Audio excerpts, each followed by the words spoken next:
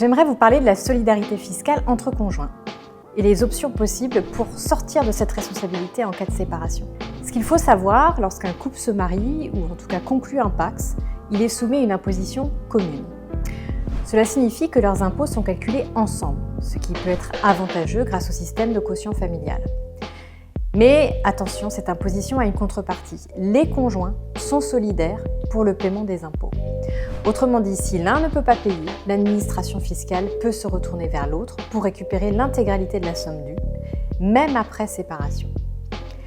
Alors heureusement, la loi prévoit des solutions pour aménager cette solidarité fiscale. Il y a un article du Code général des impôts qui prévoit bien évidemment qu'un ex-conjoint peut demander une décharge de responsabilité. Mais il y a 3 conditions à ça. La première, c'est une rupture de la vie commune. La deuxième, c'est une disproportion entre les dettes fiscales et la situation financière de l'ex-conjoint et l'absence de fraude fiscale. Ces conditions sont très strictes et sont difficiles à satisfaire. Et là, une nouvelle loi, une loi du 31 mai 2024, est entrée en jeu et elle offre un recours gracieux pour les ex-conjoints qui ne remplissent pas toutes les conditions qui sont imposées par l'ancien article du Code général des impôts.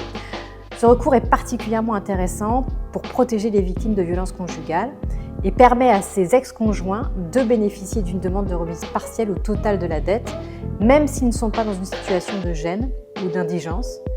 Et il faut noter que ce recours gracieux n'est pas un recours automatique, il dépend du bon vouloir de l'administration fiscale. Ainsi, ce qu'il faut retenir, c'est que la solidarité peut être un fardeau entre les ex-conjoints, mais des solutions existent pour alléger cette charge, que ce soit la décharge prévue par le Code général des impôts ou par le recours gracieux qui vient d'être introduit en 2024.